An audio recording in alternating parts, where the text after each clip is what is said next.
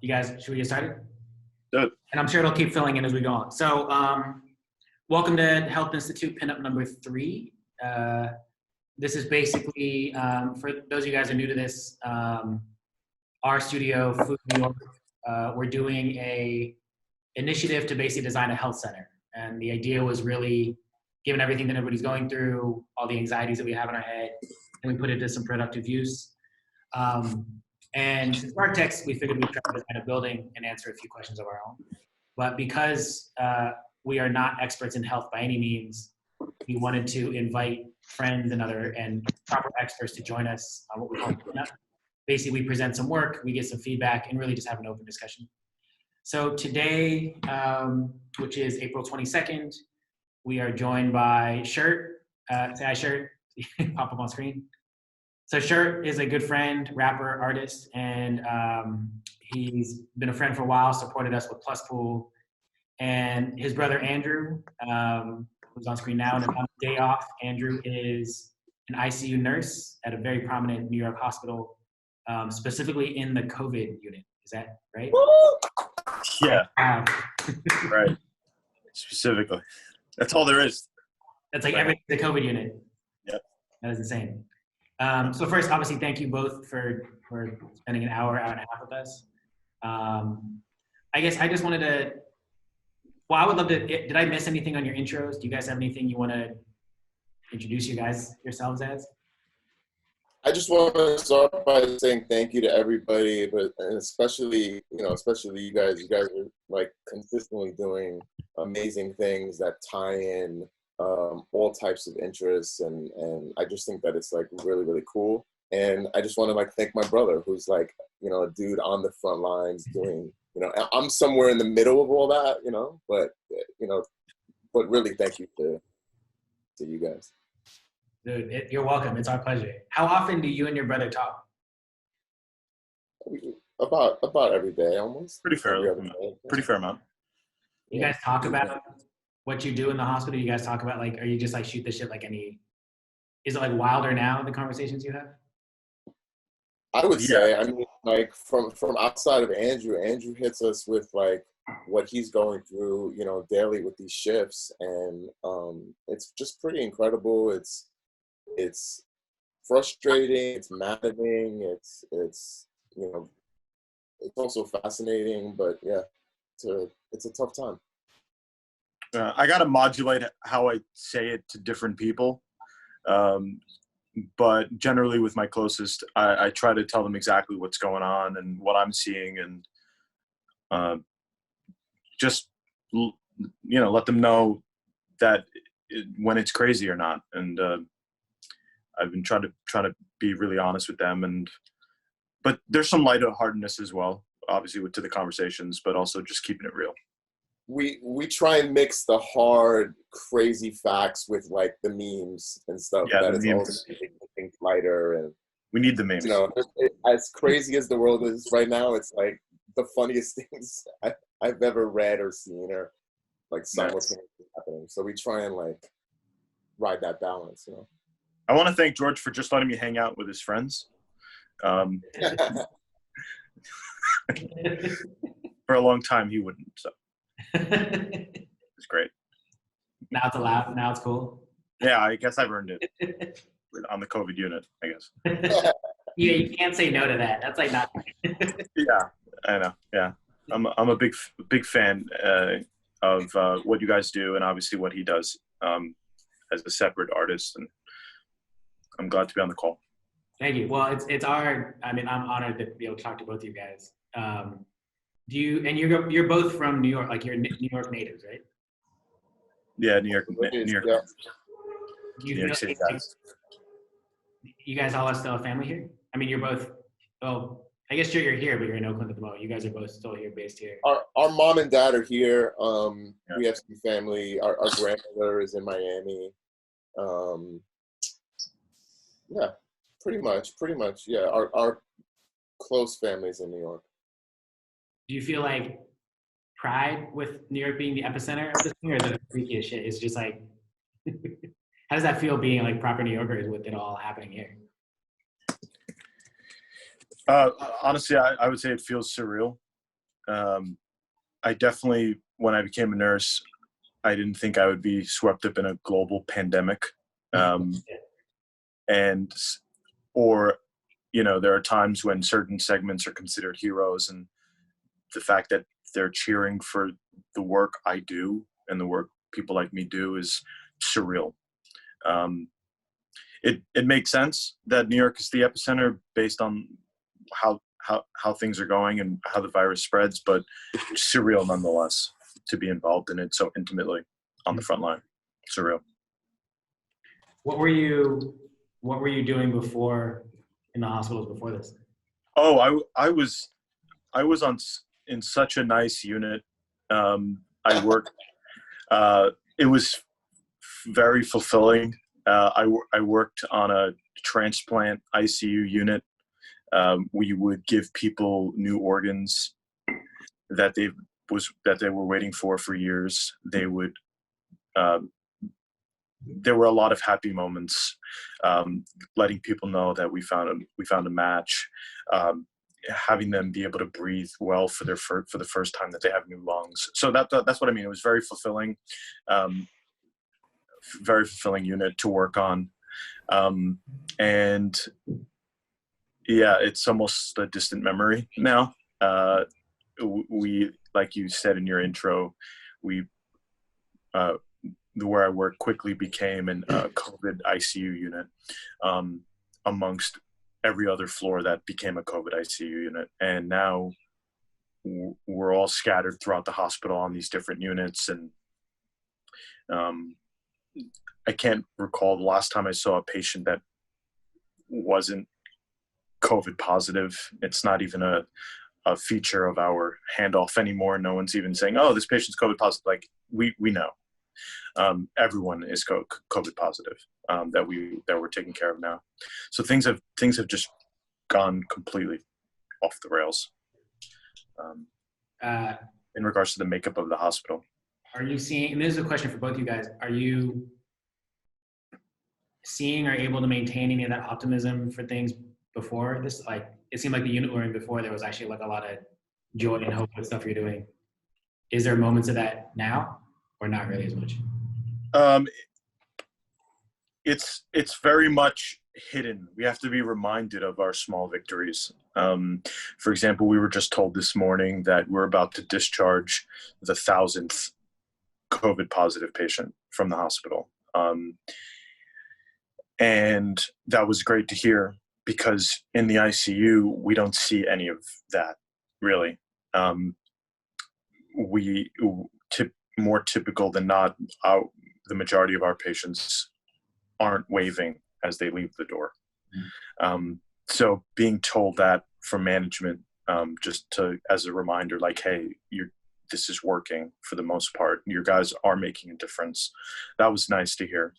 That's 1,000 people that are like healthy enough to leave, that have recovered and moved on. Yeah. So yeah, there's that optimism. That optimism comes from statistics, but the day-to-day work is, especially like I said on the ICU side, it's very much not a happy story and not optimistic, and a lot of it feels futile. I mean, they just released a report today that all of the medications that they were considering using, or like the plasma that they were using, none of it is promising enough to have cut trials short to expedite it. None of that has happened, and they're still very much flying blind. So there's a lot that weighs down that optimism. Even the what was the one from like the pharmaceutical company that started with a G? That had there's like azithromycin, Plaquenil, the chloroquines. Yeah, none of them are like. Yeah, they just released it. Governmental agencies just released a report. Basically, if they notice something really promising in early testing, they stop the testing and move it to another phase. And none of the medications or treatments have had enough of an obvious impact to cut a trial short. None of that's happened. Mhm. None of it's been like slam dunk or a home run. Nothing. How do you stay like motivated? That's a really weird way to ask, but not really knowing where this is gonna end or go, or like, are you just exhausted? It's interesting to. I was just discussing it earlier this morning before I left work that this is oddly it feels normal now. When the blizzard of COVID buried our hospital, it was completely abnormal, and somehow now it feels normal. But we know it's not, but it feels normal, and it's been a kind of like a jarring experience to go through that, where you feel settled in this very unsettling time. And you asked, how do I keep motivated? Well, I know as long as I'm healthy, I'm going to show up to work and keep taking care of people. And joining my fellow coworkers in that mission keeps me going, I'd say. The team and the closeness is only tighter. Hey, sure. You have two brothers, Andrew, and what was your brother's name? Chris. Yes. That are both nurses, both dealing with this. Like it's crazy to be able to talk to an ICU nurse and also be able to talk to a family member of people going through this very directly. I know you mentioned a little bit kind of what you talk about, like what's your like family discussions like? What is like your day to day with your brothers? I can't even imagine like what those chats are like. It's I would say that there's this unsettling like newness to our interactions, and also I feel like just our lives, like we're in like a different chapter almost. And like me and my brothers, like, you know, if I had to kind of describe what our relationship has been, like we laugh a lot as brothers. We joke a lot, we laugh a lot, we're there for each other a lot.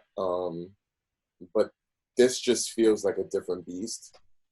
And just from the beginning, it's kind of like, you know, because they're both, you know, they've not experienced any symptoms really.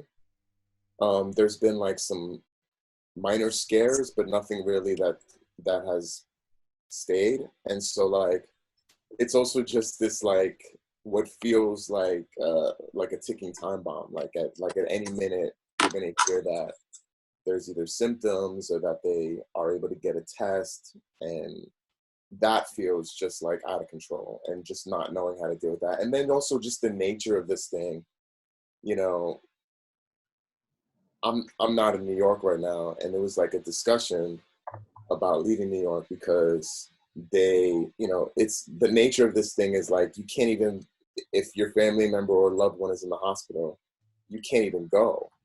And so it's this whole thing of like, if any of us, like, God forbid, you know, become sick, it's just like, we can't even go. So it's just like a very, very weird thing. And just every day, man, like if it's not on the news, it's in my text message just about how real this thing is. And so like, you know, I'm a person that also is like reading and paying attention to a lot and the way people are dealing with this. And it's like, I also get very, very frustrated when you hear about this stuff in the news about like people not taking this seriously, you know, the people that are saying it's a hoax and all that. It's just like, not only is it like the dumbest shit I've ever heard in my life, but it's just like so disrespectful to the people, even if you don't have a family member or friend or loved one, you know, somehow that's in healthcare somehow, to like to face the very, very real fact that so many people do, and to like almost laugh in the face of that is just like unbelievable to me. Just And like, I don't know if you feel this way, but sometimes being like a creative person feels like the far ends in terms of relevance for when you're seeing like doctors and nurses and like patients and stuff go through this. But it's not. But also, I'm just curious, like, has this, and obviously being so close to it with your brother, has it changed how you think of yourself as an artist or the kind of work you want to make? So, I mean, you know, maybe it's not been the case my entire life and career, but definitely for years now, a part of kind of like, you know, making stuff is not just this easy thing for me. If you kind of like, you follow my stuff a little bit, I've talked about it, you know, and sometimes it's inherent in the work, but making stuff has kind of always been this struggle. And like a big part of that, and the thing that I've realized over the years, is that a major part of that is I'm constantly asking myself the question, like, does this need to exist? You know, like, what is me, you know, what is another cool t-shirt doing for the world? You know, what is another, you know, cool rap song like doing for the world? And so like, that's actually why you're getting me, you know, experimenting in different, you know, like mediums and fields. But also I'll say that, yeah, man, it's definitely, it's the thing I always maybe go back to, is that creativity can help in so many ways. You know, it's like not just about how well you design, you know, something. It's, you know, even in the thinking. I'm usually a person that is like a glass, like the glass is half full, like type thing. So I have this kind of attitude already, but it's a tough time. It's a tough time. I mean, I'll say that was where I was really excited about, like, you both joining is, sure, and I think especially getting to work with you and like see your stuff is one of the most like positive, optimistic artists. You bring a really good energy to this, and that's what I thought with you and kind of hearing about Andrew, your day to day, which I have a lot of questions about, but it seems like it's a healthy balance.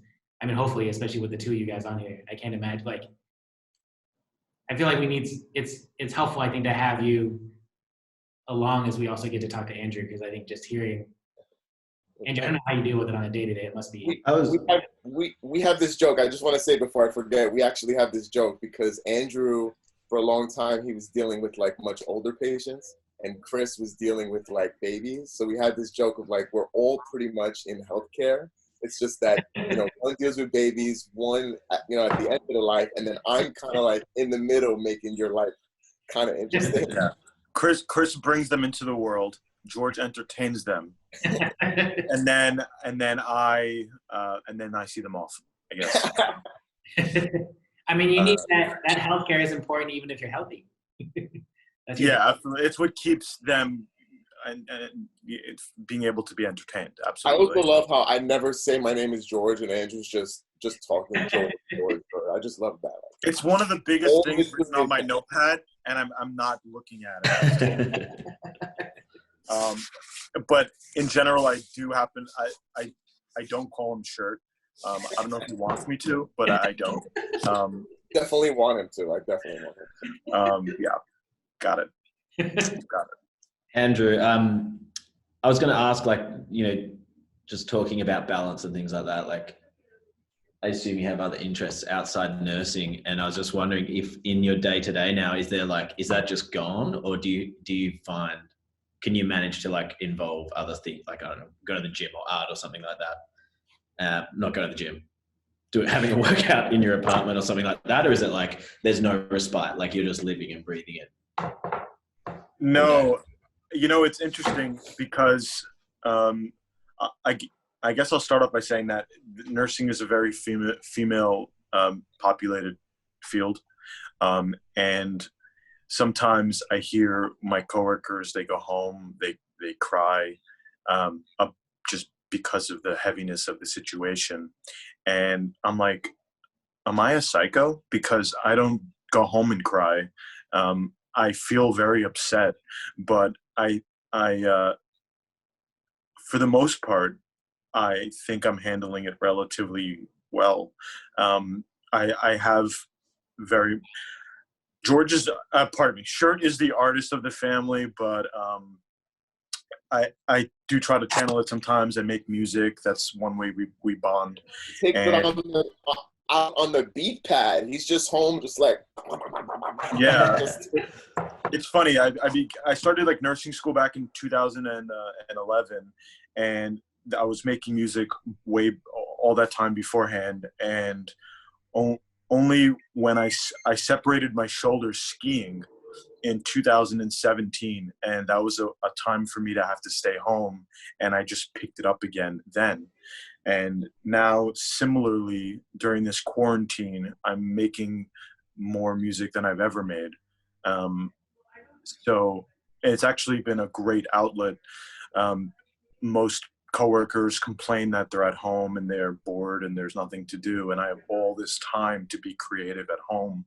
And I go to work and I put on my science cap, and then at home I put on my artistic cap, and I'm able to, and because of the way my schedule's set up, I'm able to have off a few days and really just get out of that space and into a very creative space. And it's interesting the having both of those things going on at the same time. But absolutely, I've been able to indulge myself more creatively during this time.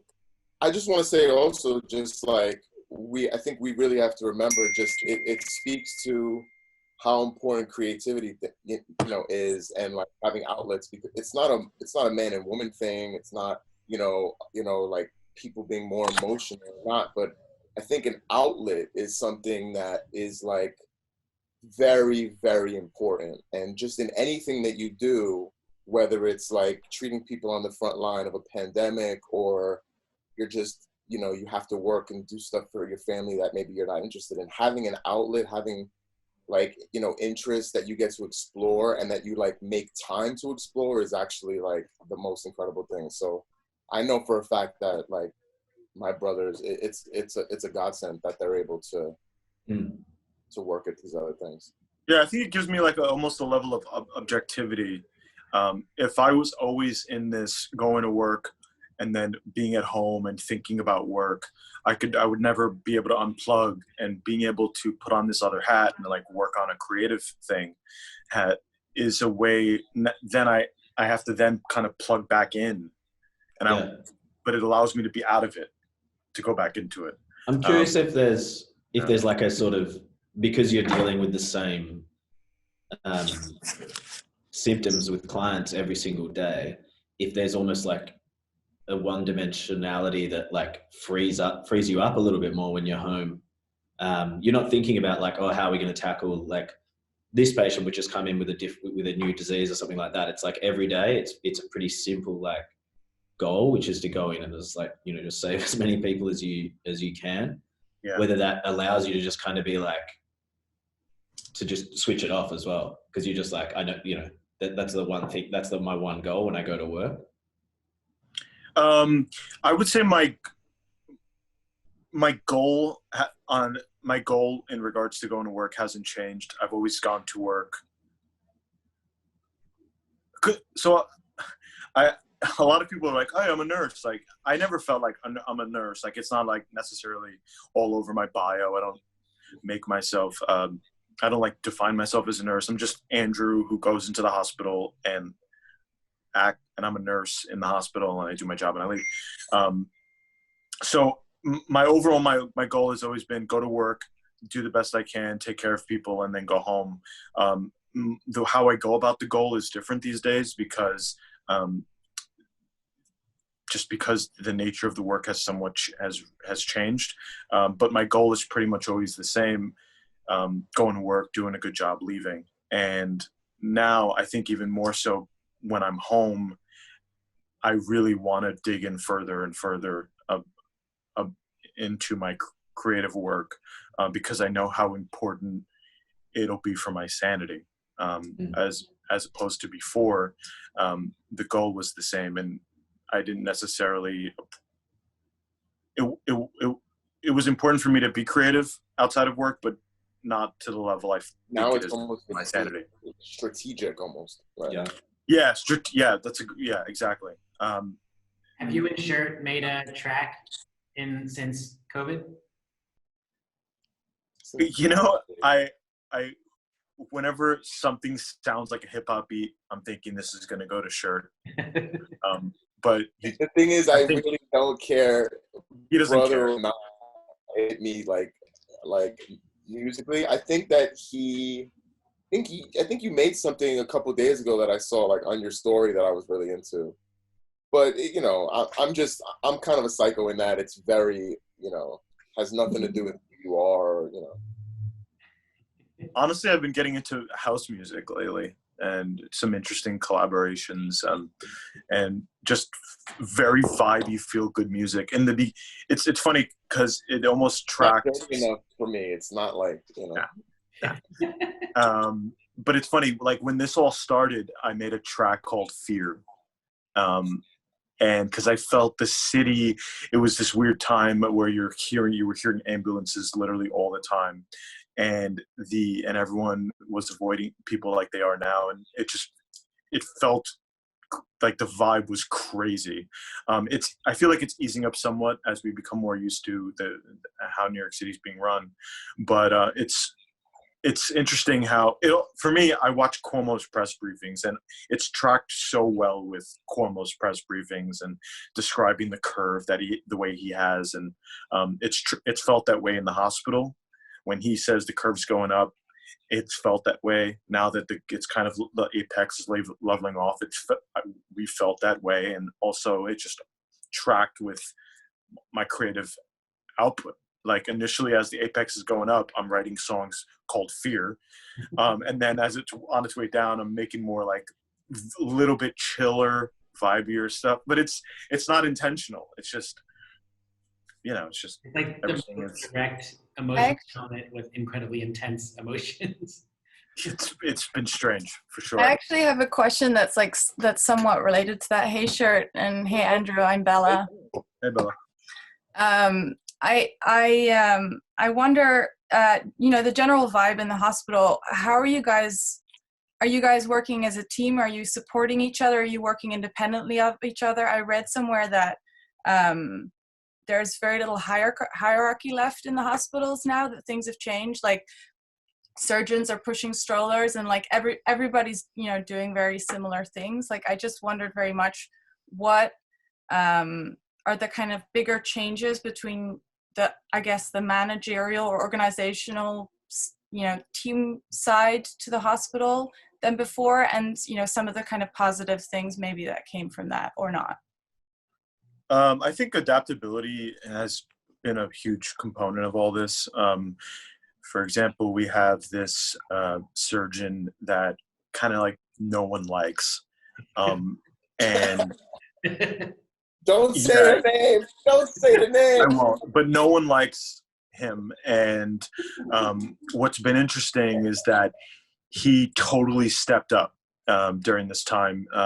We've needed people with his level of expertise to be running things in the ICU, and he totally stepped up. And everyone's like, wow, he's just acting different. He's much more friendlier. He's much more personable. But that's been an interesting part, seeing how certain people have stepped up to fill these roles that are quickly being needed. It's been strange in ways that we've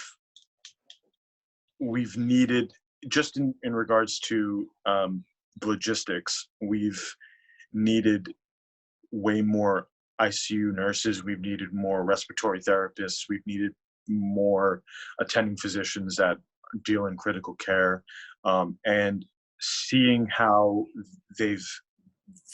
my institution has plugged those holes, and seeing how people have stepped up into those new roles has been really interesting, and in a good way, in a very positive way. It's been a good experience.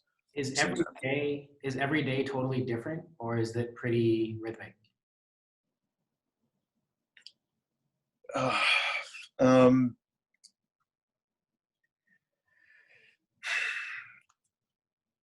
has every day been different? In many ways, every day is almost exactly the same. Um, I have quite good experience in the ICU, so I happen to get like very sick patients. So for me, it's been just sick person after sick person. It just kind of like blends together. So in that way, it's been similar. I would say, yeah, for the most part, it's been very similar. Yeah, and in a not a good way. Yeah, been very similar. Can you actually walk us through like what a day is like? Yeah, sure. So basically, when I go into the hospital, I get an assignment. I'm told that I'm assigned to this particular person or these particular two people. And I get report from the previous nurse that has worked 12 hours. Then I am meant to work the next 12 hours on these patients. I have orders that I have to implement. That includes medications or other things. I have providers that are my higher ups that I go to if I need help implementing those orders or if I have a question.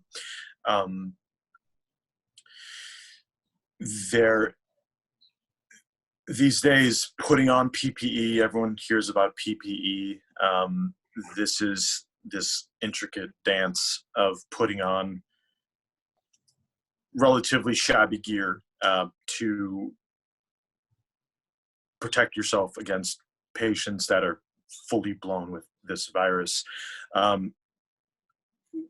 Usually we, if they have tuberculosis, this is obviously a well-studied disease. We know what to do.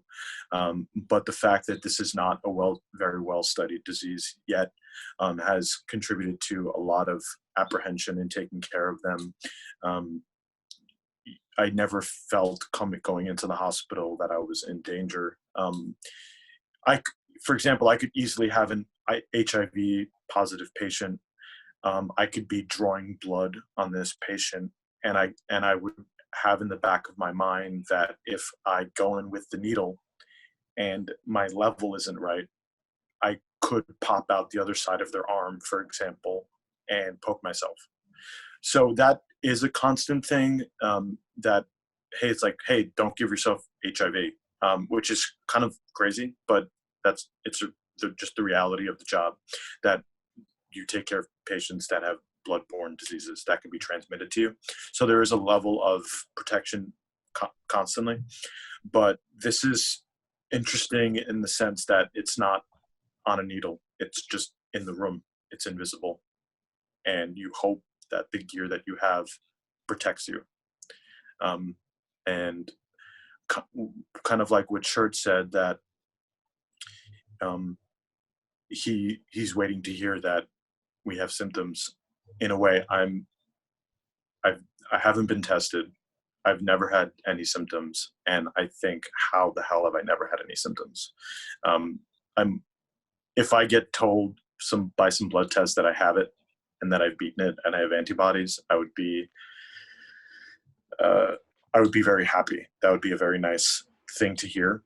But I keep waiting for that shoe to drop, and for me to wake up with a itchy throat, and that's scary. Sorry, I kind of went off on a tangent there, but the day-to-day is the part that is the scary part of the day-to-day. Taking care of the patients is really new and unsettling. I just want to add, just to bring the spotlight onto something that he said about the fact that, I mean, this is an ICU nurse, directly dealing with this virus, and he's talking about shabby, PPE and gear, and that's the part of it that becomes maddening, becomes extremely frustrating, becomes extremely just the sadness and everything turns into anger at that point, because you know, I'm hearing a lot from my brothers, but also just from nurses in general and like healthcare workers in general, just about how like I didn't sign up for this, right?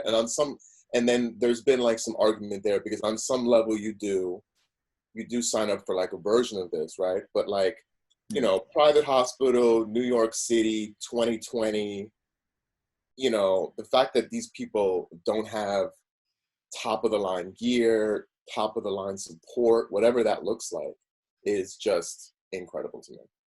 And I mean, I never thought that I would have PPE envy, but I do.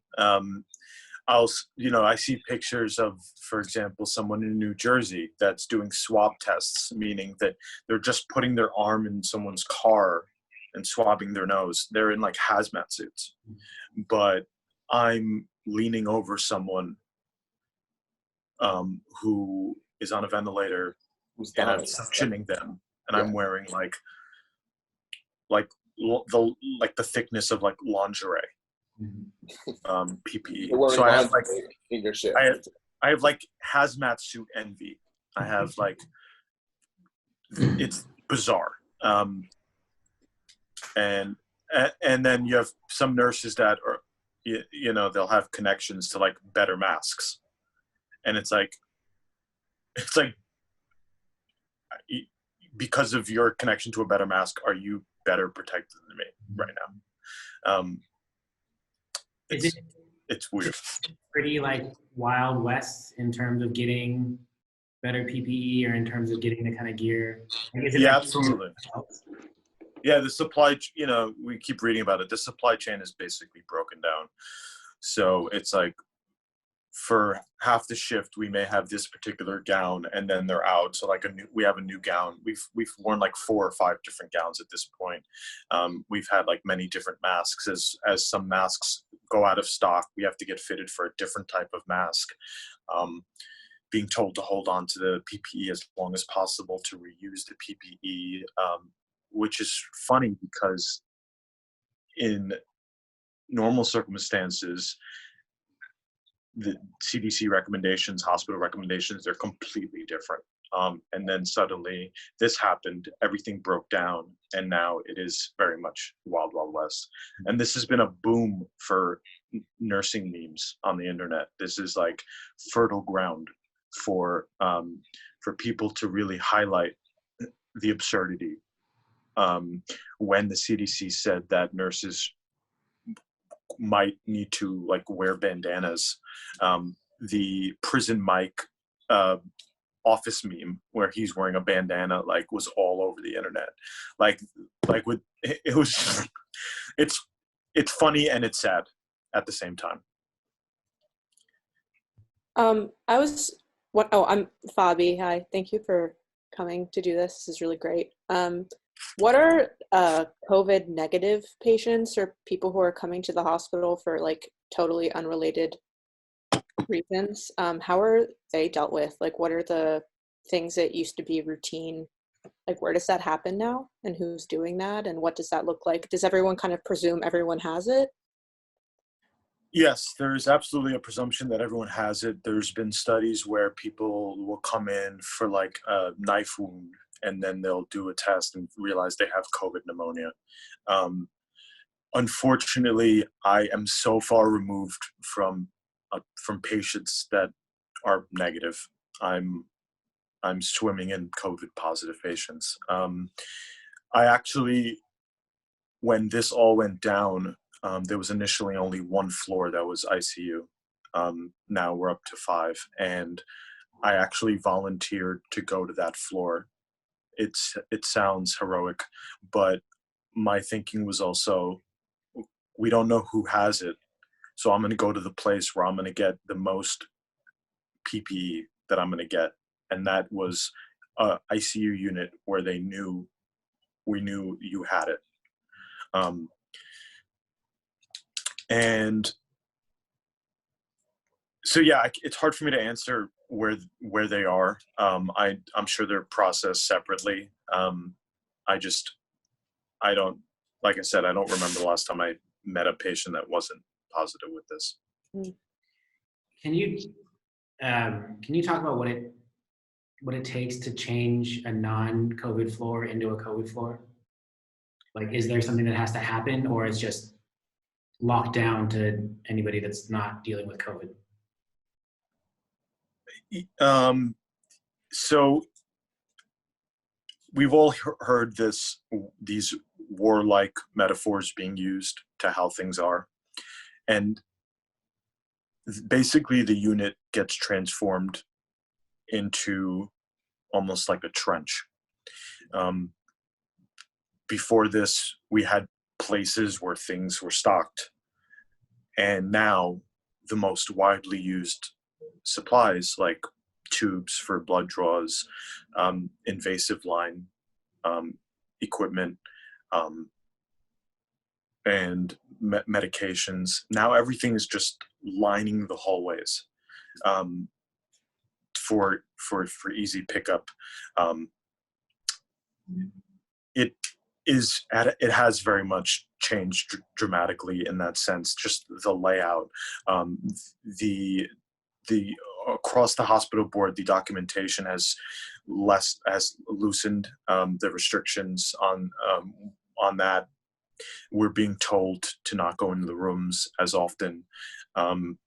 We're told to cluster our care, and you may have heard of like paper bags being used to store PPE for repeated use. So like the hallways are lined with paper bags taped to the walls.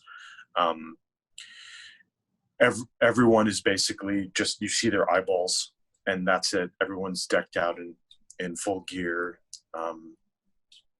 It's a complete mess. That's how it looks. It looks like a trench, and everything is just all over the place. And there's an expectation that just to just do what's essential, to just focus on what's essential, which has been new as well. Because I'm used to taking really good care of these people in a very neat setting, especially taking care of transplants and this kind of thing. And that's gone out the window. What does it sound like in there? Constant beeping. I mean, ICU in general is constant beeping, but I'm happy to report that there was, and I keep going back to like Cuomo's press briefings and how he tracked the progress in New York City. Like I said, it very much, that's how it went down in the hospital. I'm very happy to report that these days things have somewhat calmed down. And maybe it's just a product of us living through it and being aware of how to approach it. But in those first, pretty much like middle March into maybe 2 weeks ago, it was just pandemonium. Very much figuring out, where are these people going to go, making beds, people having to be taught how to put on a mask just before they enter a room. It was very, very much pandemonium, and only now is it getting a little easier to navigate. This is probably a very selfish question because we're all architects, but especially with things being so makeshift or sounding like they're very makeshift, do you notice the kind of space you're in? Do you notice the layout more or less? Because you're like, this is the least of my worries. I just need to get my job done. Yeah, part of it is I happen to work in a very good institution where we work in a 2-year-old building that is pretty cavernous. I can only imagine what this is like in other institutions that have cramped working conditions. I'm blessed that we have a lot of lighting, huge rooms. Every patient has their own room. That very much, I think, contributes to some level of sanity. We get beautiful views of the sunrise and sunset. But during the shift, it's very much like you're hacking through a jungle with a machete. Just trying to find supplies, trying to yeah, the whole dance has changed in regards to how I have to operate minute by minute. Is that mainly just because let's say that specific floor you're on was not designed for something like this, or that it was just so overwhelming that no matter what you did as a space, there's no way to expect something like this or take care of something like this? Do you think? I would say the space has, like I said, I feel like the space has contributed in a good way. That we have a lot of space, but it's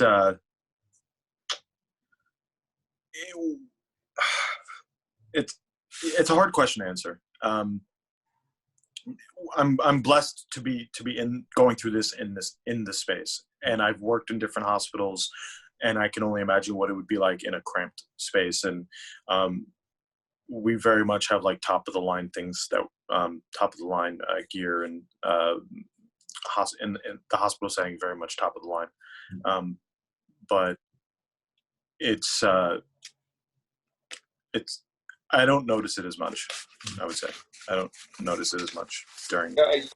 Andrew, is it like one of those things, like you probably don't want to like be as explicit as this, but is it like almost like what you're doing is so much that you almost don't give a fuck about what, but at the same time you're able to step out of yourself and say the sunsets are nice, the fact that we have good lighting, but almost at the same time, who gives a fuck? Like you have this crazy thing, right?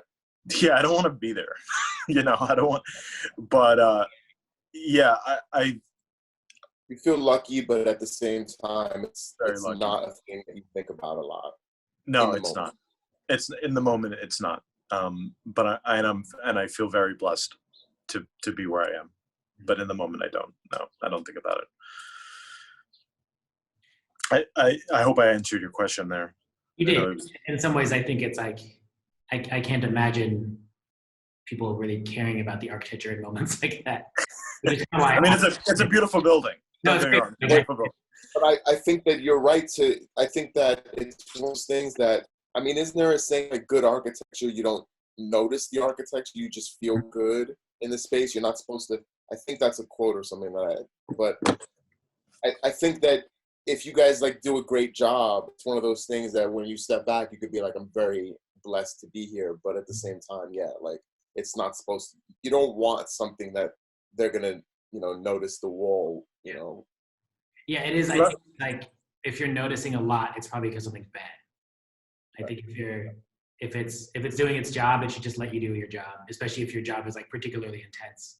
Like, I guess to answer your question more straightforward, I would say that it's exponentially better to be going through this in the space that I'm in. Exponentially better. And I feel bad for people that work in lesser conditions, because I can only imagine what it's like. This is sort of a broad question. With your profession obviously being very health centric, has this last month or two changed how you relate to healthcare? I mean, I know it's your job, but like relate to, and also with the city changing quite a bit, like do you view the city and view your place of work differently than you did 2 months ago? Well, I've always known my work is vital for people that need to be in a hospital and be taken care of. The fact that the city is shut down and we are going in and dealing with it in such an intimate way has been a real eye-opener. To be that person that has to go in and do that. And similar to what Shirt said about feeling like we didn't sign up for this, in a way we did, but in a way we really did not sign up for this. A lot of us feel like we've been deployed to a place, and now we have all this additional responsibility, and it's made somewhat better by being, I guess, these 7 p.m. claps and these being called a hero. That's nice, but for the most part, it's very much a time of confusion. Having this responsibility to go in and have to be these frontline workers. Are there any proposed benefits at all in terms of like more pay or anything like that? The job's become much higher risk than it used to be. Right. So is there any? Yeah. We've gotten overtime bonuses, which is technically there's been talk about hazard pay, which is typically given as a bonus on top of work that is done overtime, and that's been something that we've gotten. But though I would argue for better hazard pay, I feel incredibly lucky that I have a job, that I'm compensated well for my job, and that during this time, none of that has stopped. Actually, I'll make a joke that like business is booming, but it is in a weird, perverse way. For people in my profession to have opportunities to get bonuses for overtime. But at the same time, the bonus for overtime is more exposure to this novel coronavirus. So as you can see, it's very complicated. And it's not something that I would go around talking about to other people because of just how it's so much harder for other people. But I agree with your sentiment, and there is some there is some logic behind that push for hazard pay and these kind of things, because you're absolutely right. It's not the same job than it was. So Andrew, this may seem like I feel like this is a very like blunt shift, but since we have you, I would love your expertise on the project that we're looking at. Okay. I feel like I kind of want to keep just asking about your day-to-day for hours. So I think Cam can run through some of the stuff we sent you, but especially one aspect of it, which I'm very curious, and with you being in the profession of health, if it makes any sense at all to you, like, is it even a viable idea, is for those of us that are not in the profession of health, this whole last couple months is like one of the first times where like individual health, like my health, neighbor's health, your health, people I know, people I'm friends with, family, individual health, and the spaces we live in, our homes, the cities, the public parks, our workplace has been like directly correlated. Right. I'd never seen that. I never even like imagined the impact it could have had, obviously, before this. So the theory anyway we had was like, is there a way to basically bring places of health and the city kind of more seamlessly together? And we don't really know what that means yet, and I think that's what we're trying to work through for ourselves. But it was really interesting, I think, to hear you say, you know, you feel like you've been deployed almost like it's a foreign place now, your place of work. Especially, I can imagine in the current condition, it's no longer, it's a very different place. It sounds like you're stepping out of your daily life and into something totally different. Right. I can only imagine after that 12 hours, you take the mask off. And I'm curious, it feels like you're stepping back into your life again. But anyway, so I want to run through some stuff. I don't know. It feels very lightweight, I think, considering the conversation we're just having. But I think it'd be amazing to hear, given your experience in a place, Okay, what the future healthcare center could look like. Cam, are you still here? Yeah. Oh, cool. You want to share a screen? Sure. Yeah, thank you, Sharon and Andrew, for sharing what you just shared. I think it's like, it makes talking about this seem fun and unconsequential in a way. But kind of also helps, like, it's like strangely reassuring too, you know. So we're kind of the situation that we're in. So yeah, can you guys see this okay? Yeah. Mhm. Sweet. Well, I think oh no, I didn't freeze. Sorry, my computer is like a old battleship, so we'll see if it can get through this slideshow.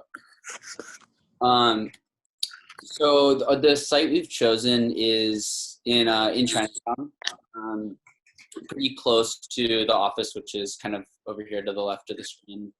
And Dong's mentioned a couple times before that the office has a very kind of close relationship with Chinatown, not only kind of because the office is in Chinatown, but also kind of just in terms of how Chinatown's changing and how we want to kind of analyze that and be kind of a voice in that for the better. So the site that we've chosen is this kind of single-story building on Pike Street. It's currently a Department of Sanitation. Is it? I honestly always forget. It's some municipal building, but it's basically like a depot for like vehicles and equipment.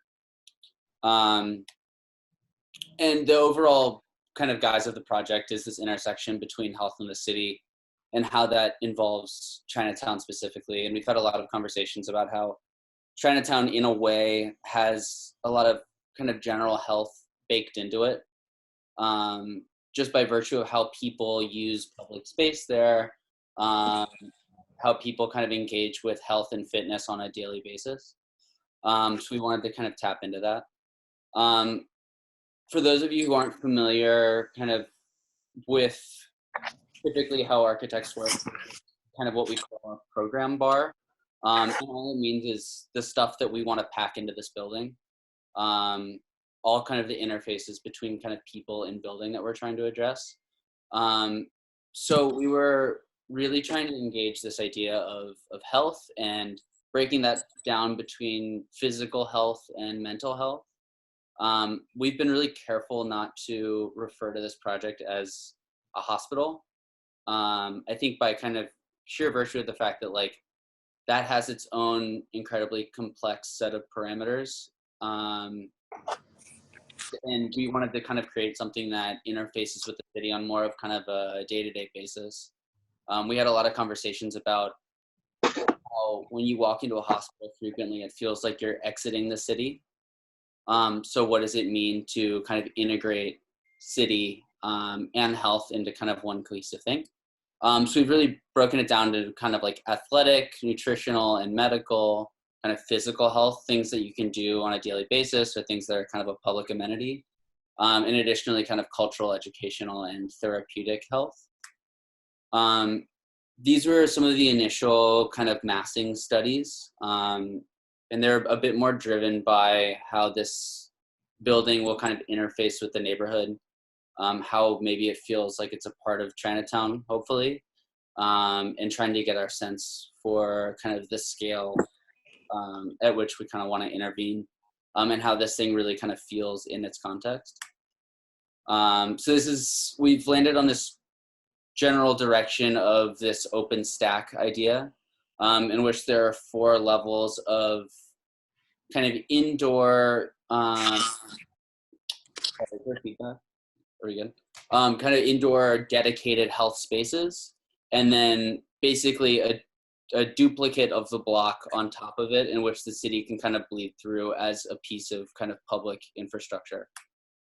So yeah, this is kind of the general massing, and the way we've really broken it down, we want to keep the existing building on the site and try to use it as some sort of market, or we're trying to think about this. Dong had this idea of the kind of the genius bar of health.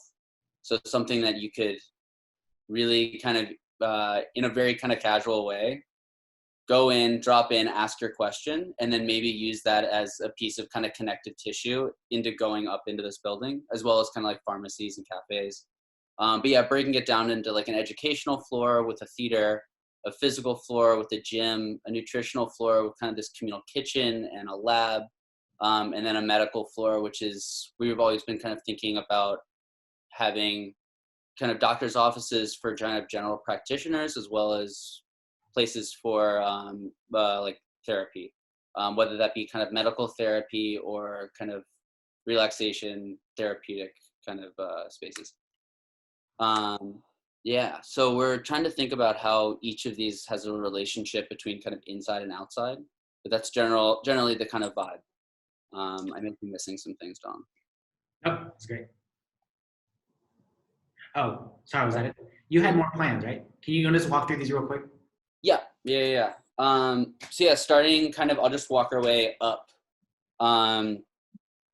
So this is on the ground floor. The existing building, like I said, is this depot and storage space for the city. And we're thinking about promoting this this market that has kind of a pharmacy baked into it, a cafe baked into it, but also this genius bar of health. In that it could be something that people can, interface with every day. It can just be like your neighborhood cafe. It can be your corner like pharmacy. It can be a market on the weekends. And that kind of leads way into the education floor, which is centered around this. That would be more of an auditorium for public talks, kind of under the topic of health, but also includes a library. So if you're, rather than maybe consulting WebMD, you can go to the Genius Bar Health and be like, hey, I have this wart or whatever. My breath always smells bad and I don't know why. They can kind of point you in the direction of going up here, and you can have a reliable set of resources that have been vetted. And that lends itself to general workspaces and classrooms that people can use, and it's just a public amenity for anybody to use. So that goes above that is kind of an education roof.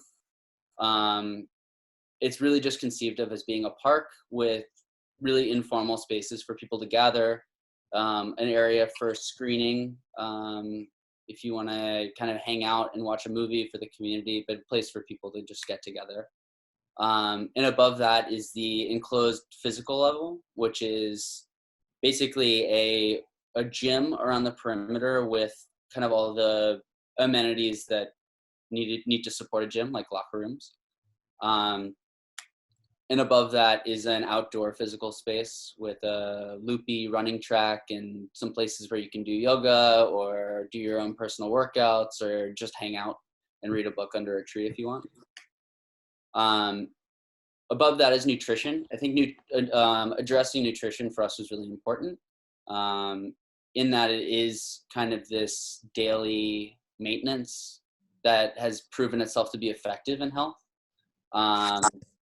So this is including a kitchen, a lab for kind of testing and experimenting, kind of this communal classroom, so you can learn how to cook healthy food for yourself, and then a shared restaurant and bar that will actually kind of put these things out here. So we were talking, and it's not necessarily you come here to eat healthy food. You come here to eat food that tastes really good, and it's also healthy. And I think that embodies the project. This isn't just a place where you kind of come for healthy stuff. It's a place that's really nice to be and you enjoy, but it's also really good for you. And hopefully you can leave a little bit healthier than when you came. And so that leads to the kind of nutrition park on top, which we're planning on including a greenhouse and some community gardens. And lastly, at the top is the medical floor. And I think that this will be an interesting conversation, especially kind of with you guys on where we draw the line between what's manageable in this kind of space and what's a appropriate kind of everyday amenity versus just a hospital. So how can we integrate doctors and kind of daily consultations as well as therapy with a neighborhood and not necessarily have to call it a hospital. I think we were talking a lot about, this difference between health being treated as you address it when it pops up, when you're not feeling well or when you feel unhealthy or something like that, versus the daily kind of maintenance. And how does this building maybe hopefully start helping people address that in their daily lives? Yeah. I just wanted to add, Shirt, Andrew, and frankly anybody on the call. this is we're very early days on this project. It's still very much in concept. So please feel free to tear it apart. Like, tell us if this is all bullshit. Tell us if this doesn't work over here, if it doesn't make any sense. None of this is set in stone. I think it's very helpful for us to put stuff on paper so we can respond to it. I think that's also why we want you guys here is, like, if there's a big question is like, does the idea of even having a so-called health center that's kind of more part of day-to-day life make any sense? Or should they always be dedicated facilities more like a hospital?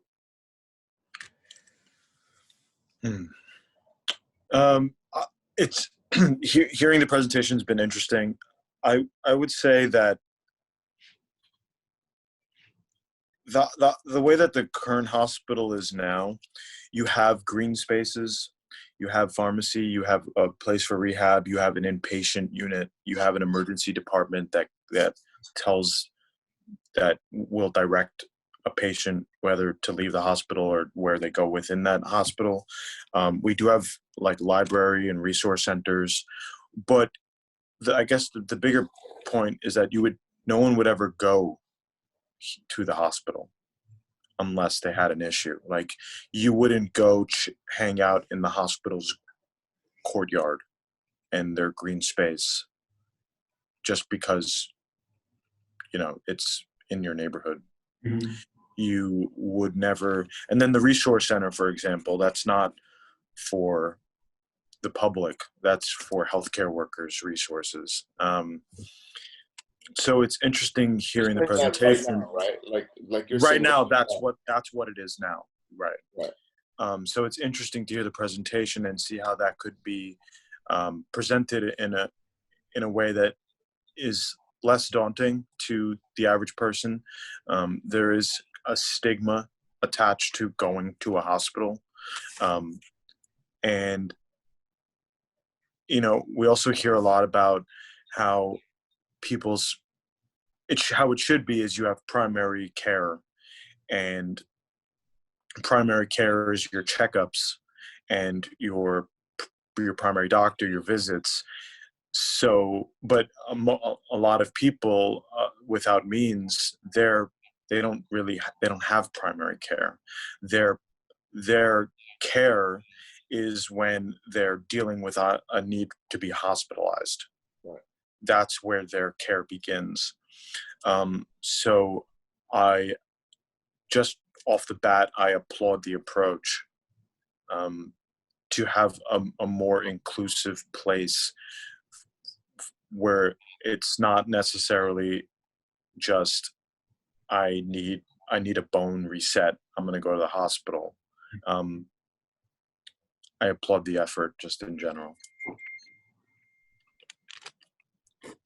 Yeah, Andrew, I think we had a conversation in our first episode with Daniel, and he was mentioning kind of the medical shift, or the kind of cognitive shift in medicine from how do you feel to where does it hurt, as a way to kind of empirically diagnose and dial in focus.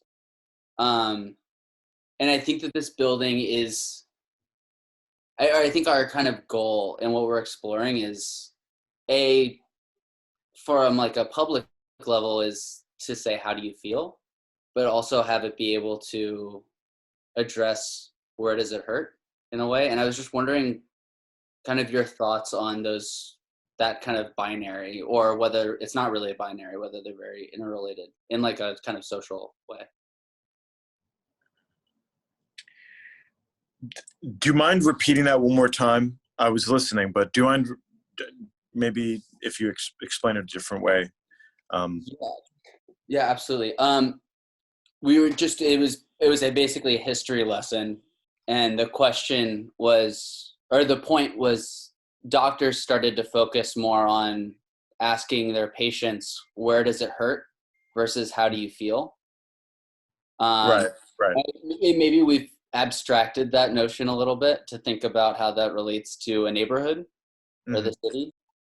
But in your work, I'm just curious because you work very intimately with patients. how do you juggle the two, and what's your just kind of stance on both? How do you feel and where does it hurt? You know, I would say that the expectation is to ask, where does it hurt? That is, you couldn't do your job unless you're approaching it in that way. And the how do you feel tends to be dependent on how much of a human approach you're taking to your job. In the fast-paced healthcare world, that the how do you feel question is rarely asked, because it's very much this cookie cutter approach to taking care of people, and we hope that they have support systems outside of the hospital. But the times when I've been able to ask the how do you feel questions, I feel like I'm actually doing my job, in like a 3D way. That it's because inherently it's not just where does it hurt, inherently it's not. But also, it's like you said, also like in the way that it's like set up, 99% of your patients are there as your patients because like something hurts, not this, like how do you feel existential question. They're there because they don't feel great, and like your job is to like help them with the acute pain on some level, I think. I mean, it's interesting. Based on what unit you work in, your approach is very different. So if I worked in a primary care clinic, the how do you feel question might be more prevalent. But in the ICU, there's a running joke that when your patient is able to talk, that's probably when they should be out of the ICU. Right. And actually, I know of some nurses that rather they don't talk to their patient, and they love that they're under heavy sedation with a tube in their mouth. So in one way, it is dependent on where you are in the hospital and what phase of care you're in to even begin to wonder where you are in regards to asking these questions. But obviously the importance of approaching both tracks is just evident. Intellectually, it's evident that should be the case. And I find it interesting how you phrased it, where does it hurt and how do you feel? It's very much how do you feel is primary, where does it hurt is tertiary care. So I think it's interesting how you phrased it. You kind of hit the nail on the head with how you phrased it. Can you talk about, Andrew, especially working in a hospital, what for you, or even just technically, what creates a hospital? What separates a place that would otherwise be providing medical care in some way into now we're a hospital? Yeah, and it kind of, that question kind of goes to a question I sometimes ask myself. I've been interested in. I've looked up critical care nurses in the Army or the Navy or the Air Force. I've looked that up recently because I've realized how kind of like in demand my skills are, especially during this pandemic.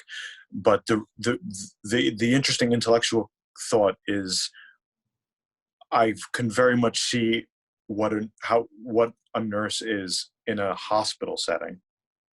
But the question of how do my skills translate somewhere outside of that setting, but yet I'm still using my skills, has been an interesting question to ponder. Because as it is for me now, yes, I have my gear, my pajamas, I like to call them, the uniform I wear, and I go into the hospital system, and it is very much entering a specific world. So it's been an interesting question to ponder. How that looks outside of the traditional healthcare system, still using my skills. Andrew, I know that there's like research that suggests like patients that are, say, in recovery, definitely not in ICU, but are sort of like are trying to get rid of cancer or something like that. There's research that suggests like if there's a tree out there outside their window, that there's benefits to that they'll heal faster than someone who does not have a tree or does not have a window. Mm-hmm. Do you know of any research that suggests that people being exposed to the street, for example, like being able to see people living their everyday lives or like see the community? I guess I'm just thinking about it in relation to this project of trying to like sort of mix the hospital, well, not the hospital, the health center in with the community if there's benefits to patients in there, to not be removed from the community as is sort of the case right now with health centers. Well, one of the ways I could answer that question is that we've seen devastating occurrences happen during this particular pandemic, where, and this is something we're all going through, whether you're in the hospital or not. We're dealing with a situation, almost a dichotomy, where on one hand we should be comforting each other and being closer to one another during this time, but on the other hand we have to be separated from one another in isolation. So we need each other more, but yet we have to maintain actual physical distance. And it's playing out to a devastating effect in the hospital, where we don't allow visitors on our units anymore. To just a practical level, it's a burden on PPE, because the family members would need to wear PPE when visiting their family members, and we need the PPE. So it's played out in devastating fashion, where you have patients that are at the end of their life alone. And that's, so I can't speak of any particular research, but I know that that happening, people dying alone, is just ravaging the situation, just making it that much worse. Yeah, I guess that's how I would answer that question. Yeah, no, that definitely answers it. Similarly, are there any things that are, I mean, I know you, this is a very intense time, and like was mentioned earlier, like it actually at some points doesn't even matter what the space is like, but are there any things that provide rest for you or your coworkers, and or any of these kind of details that would make a big difference? Yeah.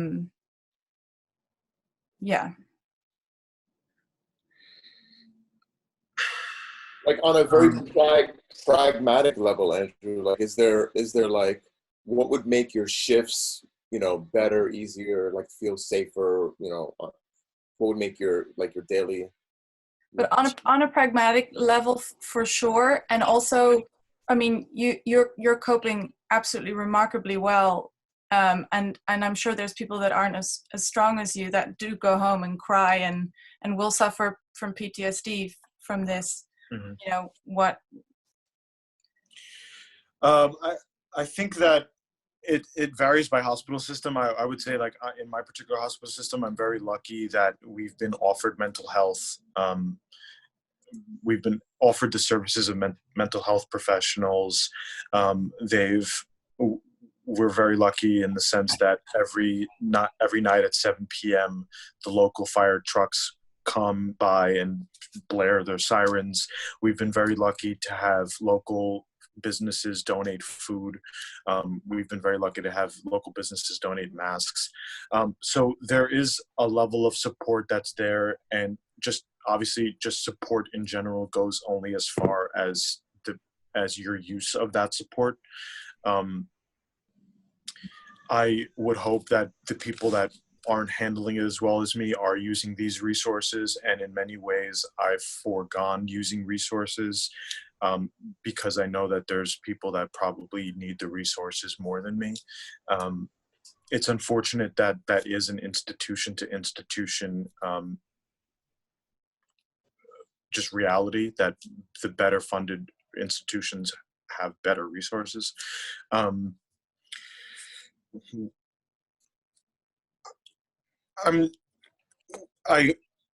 Yes, I guess that would be kind of my general answer to that question. I think there are systemic issues in the hospital system that could be changed that aren't necessarily related to this particular pandemic, but maybe have laid it more bare. Do you have any examples of that? Yeah, I think just the whole preparedness that needs to occur for that need to be put in place before a pandemic like this even occurs, just in regards to PPE supply chains and things like that. There was a time where I speak of like the dark days of like early March and middle March and end of March, where we would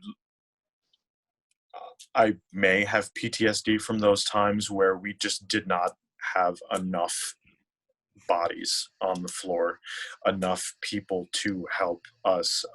There were times when I had assignments that were incomprehensible, that I was, and me and obviously others, we would have assignments that no one could do. You were given assignments that you were not expected to be able to even really do them, because of the level of care that you had to provide.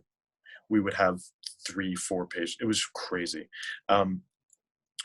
Just general preparedness in the hospital system. But it's almost a product of how hospitals are run, how that system is run, where it's not meant to have a lot of just ready stock in case of something. It's very much done in a very much more fluid day-to-day. And then when you have these stresses of everyone, different states, different countries, all fighting for the same supplies, you run into the issue that we and many other countries are currently running into.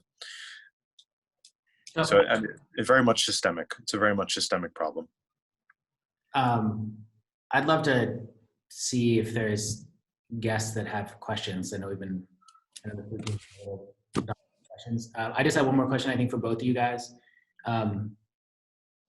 Andrew, for example, you had mentioned some of the music you're doing. Obviously, sure, you're an artist. Like, what are you guys doing to take care of your own health, physical or mental, certainly when you're not in the hospital? Like, are you guys doing things differently in this last month or two that you wouldn't be doing otherwise for your own health? I'm doing dance classes with my girl. She's been trying to get me to do it. So in this time I've been doing it. It's been nice. But yeah, just I think education is a big thing. So like I've been trying to not only educate myself, but also, you know, in so many ways try and educate as many people as possible, including like the public or my niche, or you know, my niche audience. But yeah. I'd say my general approach is,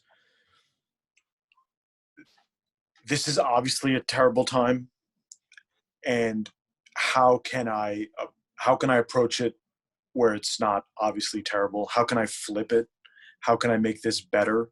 I think very much that how you approach something, this time is not just an obviously terrible time. I think some of the best art's being made right now, and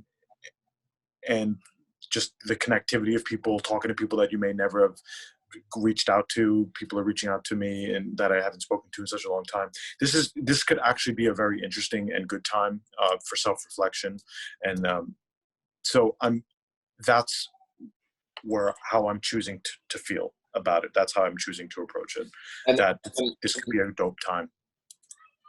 I've been stressing to people too, just to like, you know, I think a dominant like thing in culture is like, let's get back to where it was, you know, like the other side of this. Let's try and get back to this place. But I don't want to get back to any place. I want this to change us. I want this to make us better. I want this to help us like think about, you know, operating things better in the future in hospitals. And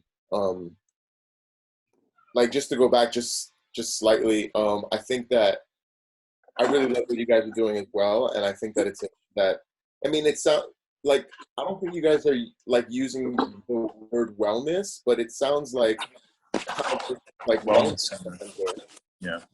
Which I think, you know, there's like a lot of brilliant stuff being talked about now. I love that wellness and like, you know, our mental health and things like that are they feel like they're trending right now, and that like that's where we're going as a culture. And the only thing that I would say, like my number one thing would be like the issue of accessibility, right? So like the wellness center can be the most amazing place in the world, but if, you know, the community doesn't feel like they're welcome, it feels like you have to, you know, there's this barrier of entry or a barrier of like using this support, whether it's like, you know, support from people or from these resources, a library, things like that. I mean, it just goes back, anything that's amazing in neighborhoods or not, you know, if you don't make the neighborhood feel like they're welcome, then like it falls flat. And what the fuck is the point at that, you know, at that point? So I would just go into this place of like, once you know what's going to be in there, you know, there's the other thing about it is like, we're not going to find a million new things that need to go in a building to make humans like feel better, right? We know what makes humans like feel good, like, you know, nice lighting and, you know, colorful things and this and a library. But now we, you know, we have to be able to communicate that these things are available at this place for you.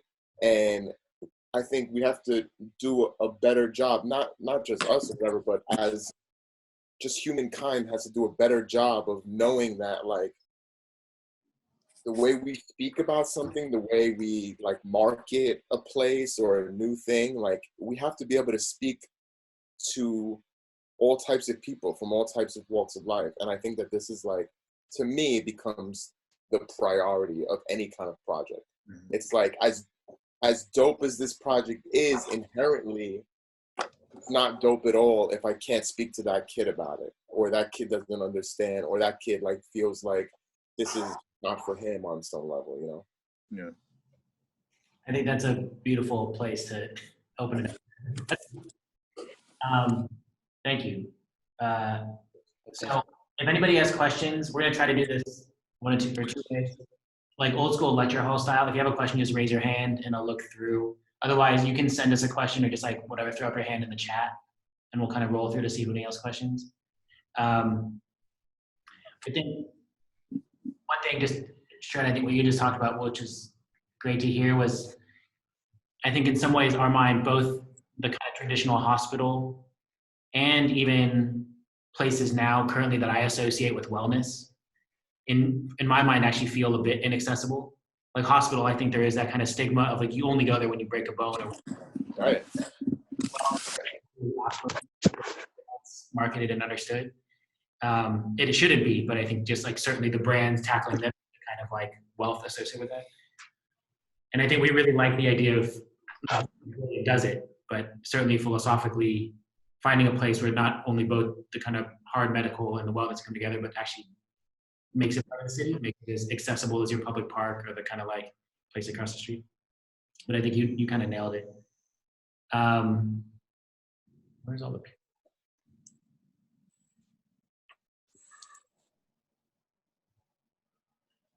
Yeah, I think we're also trying to kind of combat the stigma that wellness is a luxury, like Don was just mentioning. Yeah. You know, I think that may have been why we were trying to like steer clear of using the word wellness, because I think it's a pretty loaded word.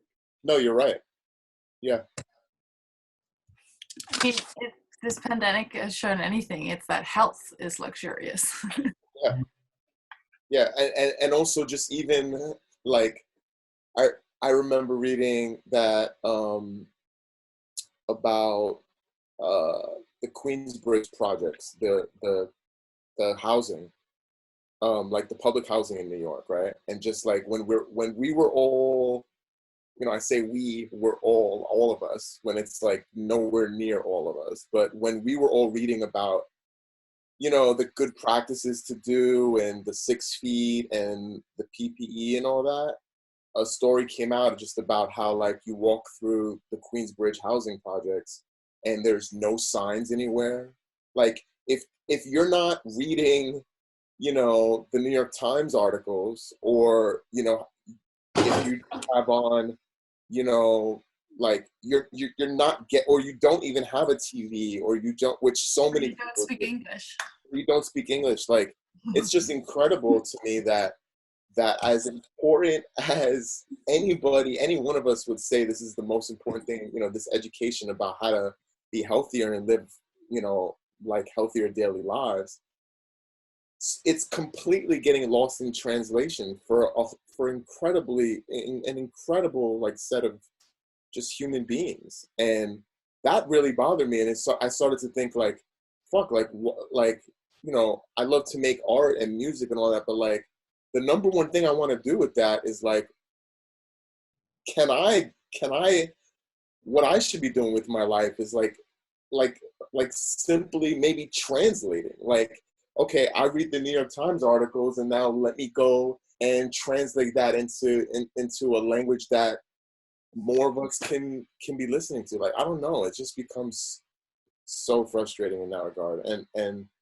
I think that like the fact that not using the word wellness, I think that it's super real. Like,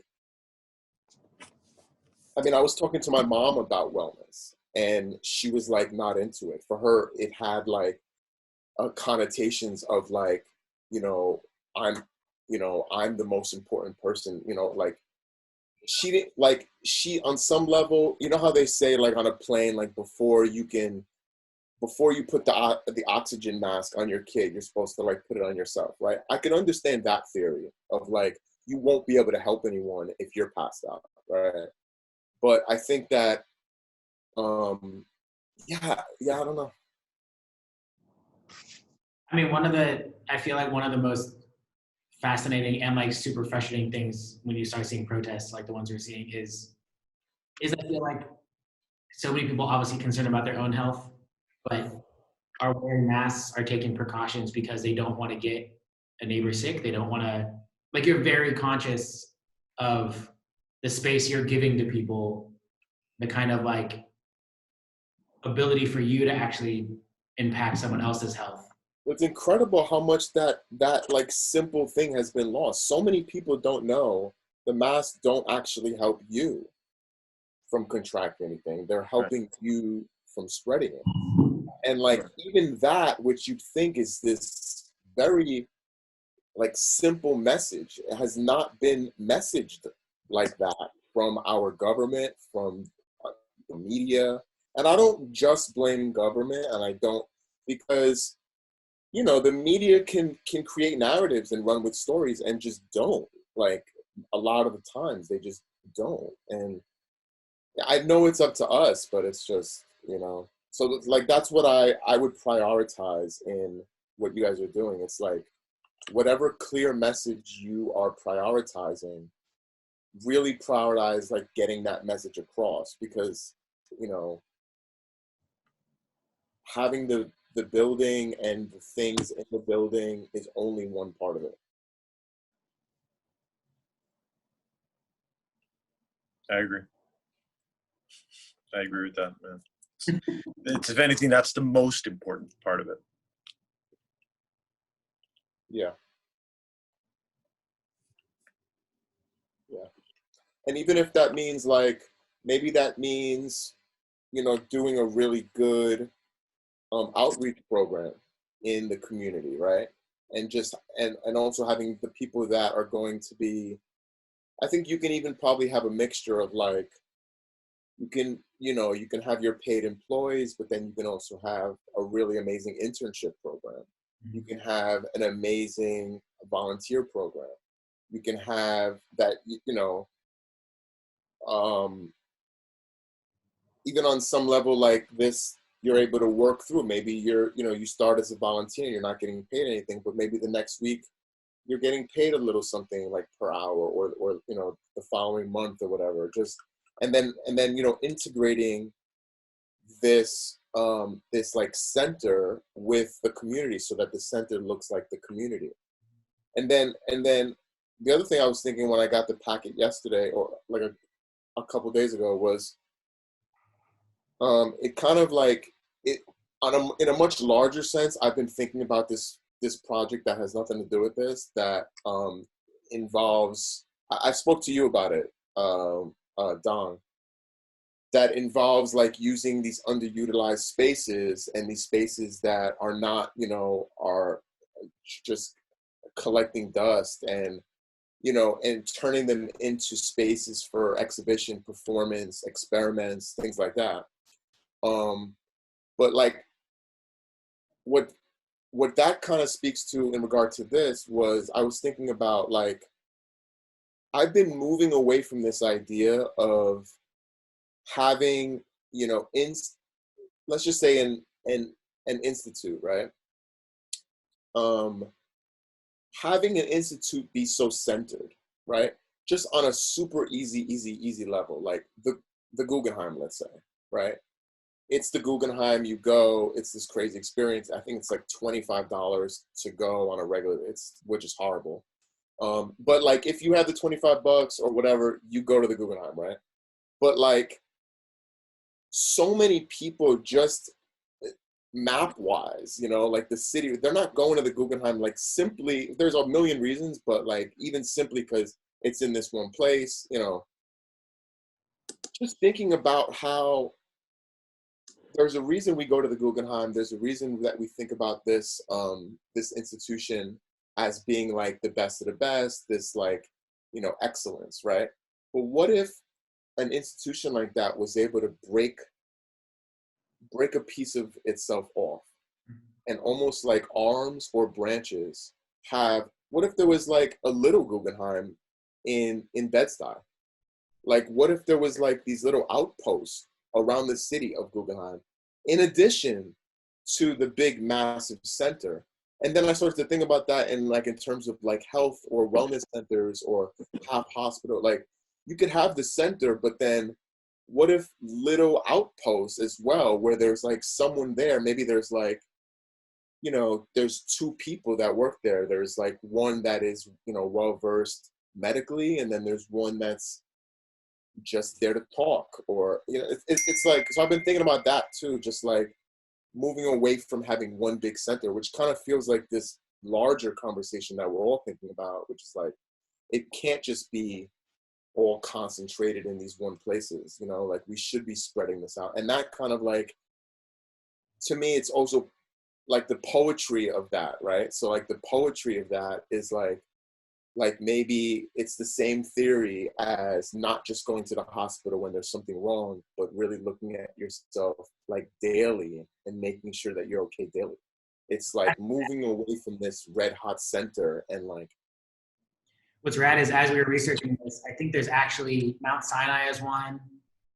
There's a couple of hospitals that are doing exactly, they're starting to do like satellite institutions kind of in neighborhoods. Yeah.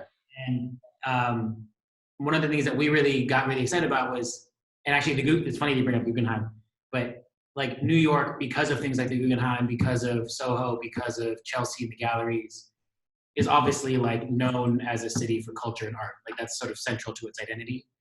And there's certain neighborhoods that are particularly known for being like art-centric neighborhoods or whatever. Exactly.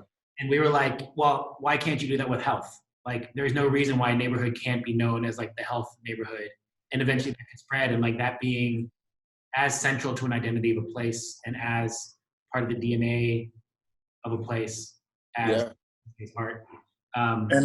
And just piggybacking off what you're saying, just from the medical side, I'm seeing that telehealth, virtual docs, they're very much in vogue right now. Those components are getting beefed up.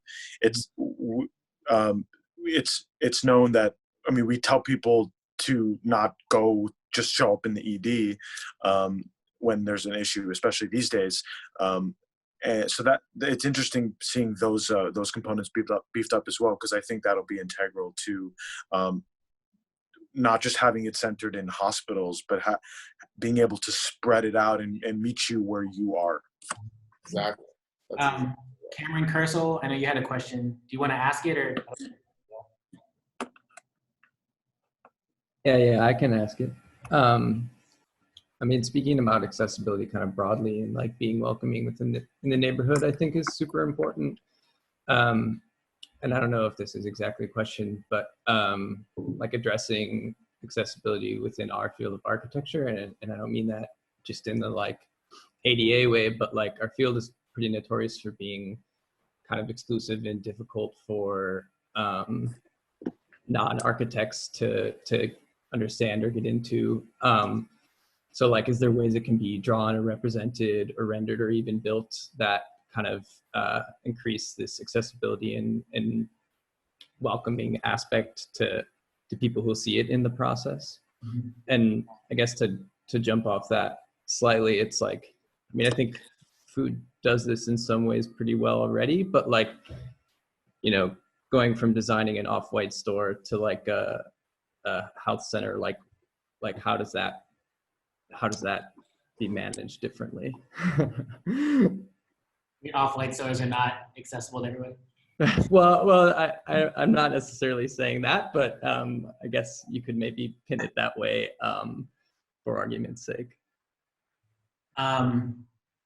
I think from the actual, like on the ground architecture, I think that's just a constant challenge of how do you make a place feel more welcoming, even just through its proportions and materials and. Wait, I have one suggestion. Can I just say my suggestion real quick before I forget it?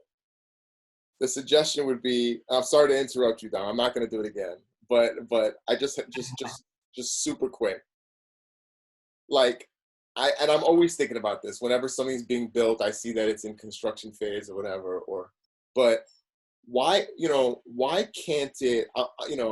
Obviously you can't like let regular people from the community like actually build things. There's like all sorts of like safety and things that have to be like the technical stuff that you guys are architects and you went to school and you know how to do these things. But why can't like the playground in a park that's in a new thing that's being built, why can't the playground be designed by 10 kids from the neighborhood that then work with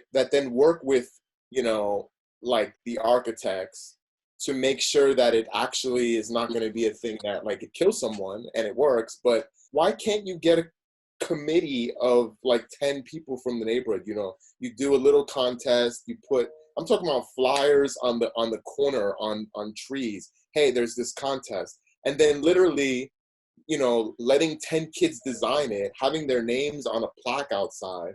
Now for the rest of, for years, those kids will have designed that place and they'll want to hang out there with their friends. They'll want to bring their girl over to like, look what I did, like all types of stuff. So anyway, that's my suggestion. I'm gonna keep quiet.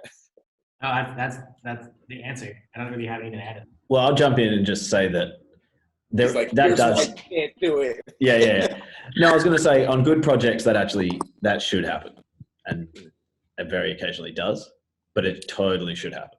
To me, it's like the illest and easiest way. I mean, you're not going to have an ugly park if that's what it is. If it's like, well, we have all this amazing aesthetic that these kids aren't going to like. No, like This has been a big problem in the hospital as well, where as these COVID units are being built, we're as nurses, we're having to plead to the higher ups that are making these on the go as needed units that we should be further included in the layout, because we are actually having to work in the spaces that they are creating. And perfect example is that we have patients that are on this very high level medical device that basically circulates all of their blood and brings it back to them, and it's called ECMO.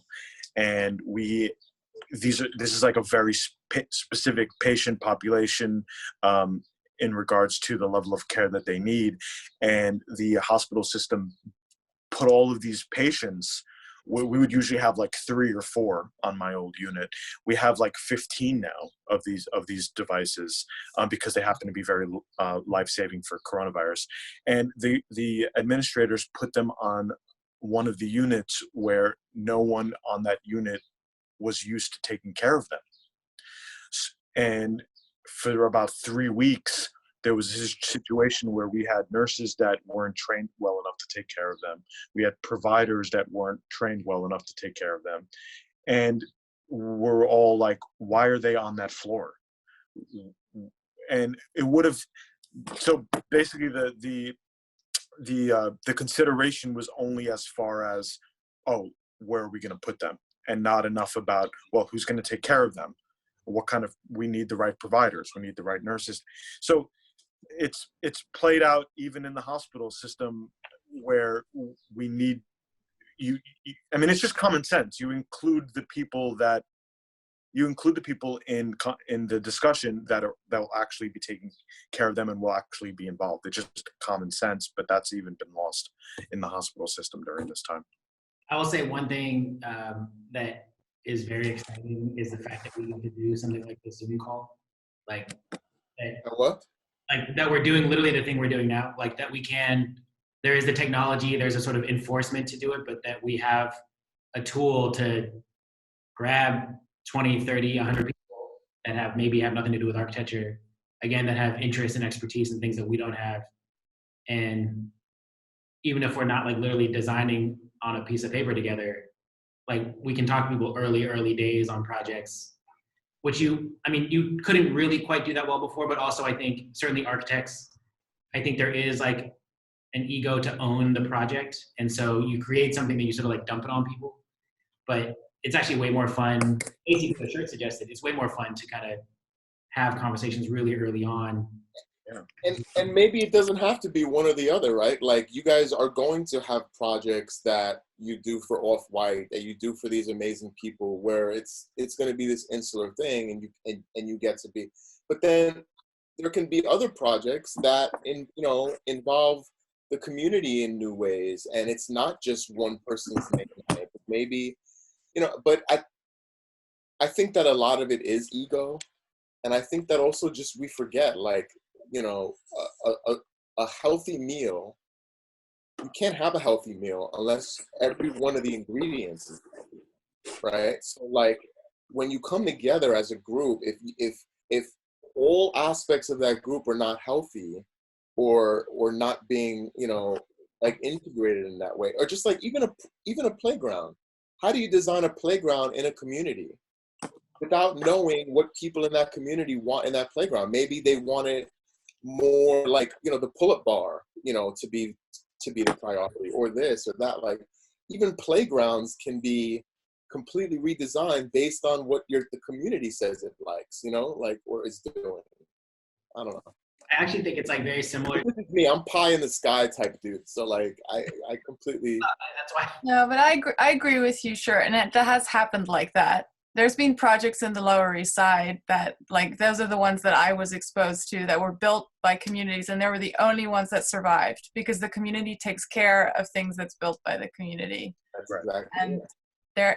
And I mean, one, it is hard. Like my first question would be, which is, would be amazing if we could actually have a Zoom call with the community, but how does one do that? Like, especially now during quarantine, where people's voices have been, like, our voices are all liberated, but a lot of people's voices have been totally disconnected because they don't speak our language, they don't have computers, they don't have, like, it's, so how do we do that?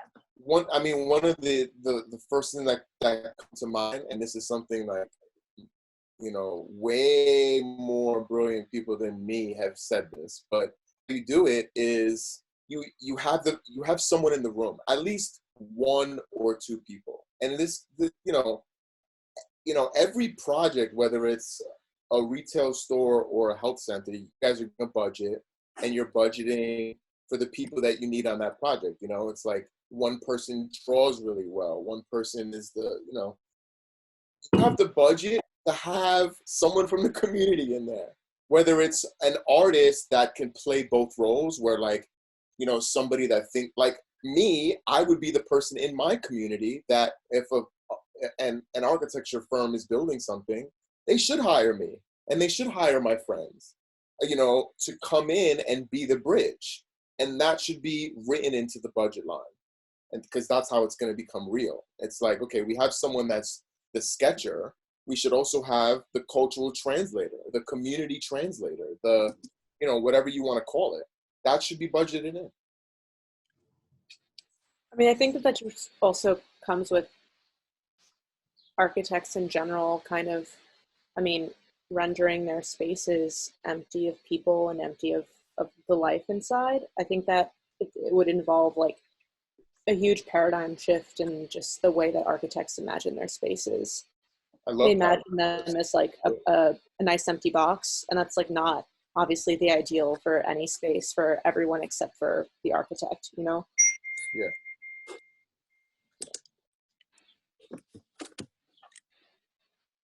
Hi, I have this question about like how, I'm Karen, how information circulate inside the hospital. I think we mentioned that it's definitely involve a lot of people, especially kind of like a bottom-up strategy in like a design phase. But I was thinking also on the other hand, there's like so many voices, especially with the news coming from everywhere. And I have a friend who works in New Orleans as a hospital, and then she was just saying there was just a lot of gossiping, people just guessing what's going to happen, and then they're talking among themselves, and then it's very hard to get message through.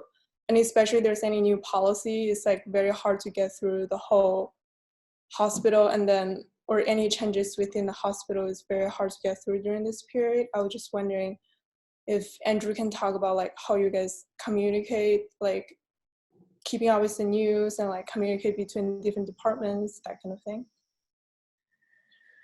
Yeah, well, we do get system-wide emails, and that's in like a macro level, and then micro level, we before the shift starts, we may have a manager or a nurse in charge that gives out specific bits of information as it comes out. So I think there's obviously a system in place to get out certain bits of information, but this is only as strong as its individual constituent parts. You may have a manager, you may just happen to work on a floor or have a manager that is just not good at that or does not prioritize getting out information, and then you are just out of luck, or you are just to your detriment. That just happens to be your predicament if that is the case. I think the hospital system does prioritize usually segmenting certain things. So surgery is one part, medicine is another part, different units, different specialties, different providers, different teams. There is very much like a small sampling of different specialties and kind of like a segmenting of information. And I've noticed that now it's very much, because every unit tends to have or is dealing with this COVID problem, things are starting to become more generalized, and information given out is tending to be applicable to more and more a much wider group of people. And I would love to see that continue, because being on the same page during this time is obviously super critical. I'd love to see more of that, but generally that is not the case.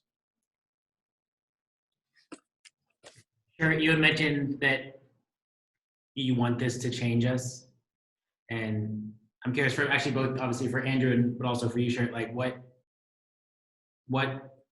do you see as like what's a future hospital look like? How does that change after this? I don't know what a future hospital looks like, only because I think when you talk about like, you know, health and medical stuff, I think that it's imperative that you use like the the most up-to-date state-of-the-art technology, which I don't have those answers, but I think that especially in this, it's going to be this it has to work hand in hand, this organic and um, very human, and then technology. I think that they have to work hand in hand in a great hospital in 2020 and beyond. Um, I but I'll say, like, for any industry, like how you like, what do you like, you know, what's the art institution of the future? That's something that I've been thinking about in that sense. You know, the most interesting art ever now is going to be art that it comes out of its ivory tower and real people are allowed in. You know, whether that's by project, whether that's institution, whether that's, you know, it's really like you have to be um, inclusive in this way. You have to be a place that you know, non-professionals could be. I think, like, in 2020, how do you make the illest architect thing? By having non-architects, you know, in the fray. You know, like, I think, you know, maybe I'm saying that, and the architects on the line are like, this no idea what he's talking about, but like, I really do think, like, the most interesting art now is art that involves people that they don't consider themselves artists, or in like a an interesting practice to me is a practice that, you know, it's not just this in a bubble. You have to be able to step out of your bubble, and I think that goes with everything. I think that the project that you're working on, if it was implemented earlier, I think it would play a really big role. It would have made this pandemic, I think, easier, because essentially with stronger community outreach, stronger knowledge distribution, more centralized knowledge distribution, it would have been more effective. Obviously, during this time, there's so much information coming at you from so many different places. There's so many different people saying different things. It has absolutely added to the confusion of what's going on, and I think your project would make this time easier. I don't know if it was, obviously, this multi-level approach that you were talking about, it may not work necessarily in regards to social distancing and like what we're dealing with right now. But if it was in place earlier, I think it would lessen the confusion and promote the community outreach. And I think that is things that we need more of in the healthcare system. And messaging needs to get better. Like if we described a better future, to me, it would be that education is more rampant. It's more that messaging is clearer, and like, because again, it's like all the greatest knowledge in the world means nothing if you can't teach it, if you can't like share it. It doesn't do anything. So I think messaging is a big thing. Thank you, guys. I don't. I feel like that's a really good place to end.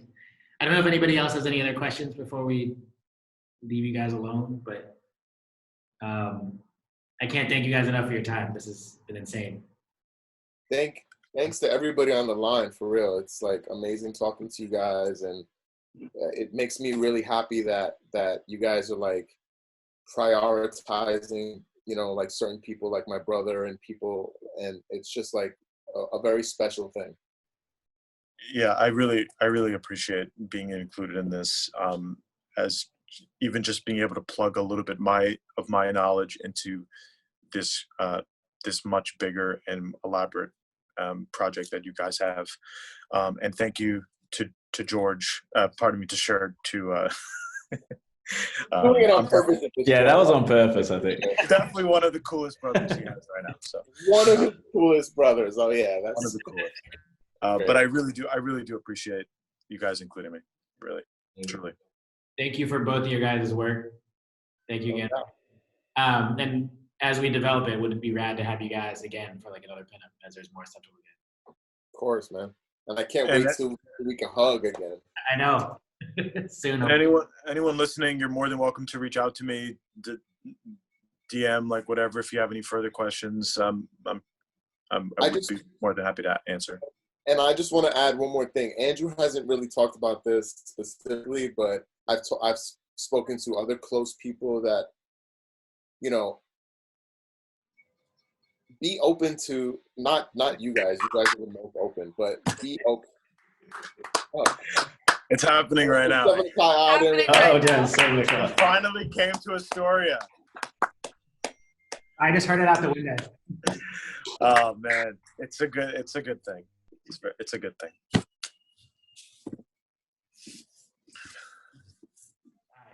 Okay. Yeah. I was just gonna say, be open to talking to people, because there's a lot of people. Loneliness is a thing too. That's like with a lot of people. So just everyone listening, just be open to talking to people more, like you guys are doing. But thank you very much. Love y'all. Thank you. Thank you. Thank you. Love to everybody, and hope to see all y'all soon. Yeah. Thank you.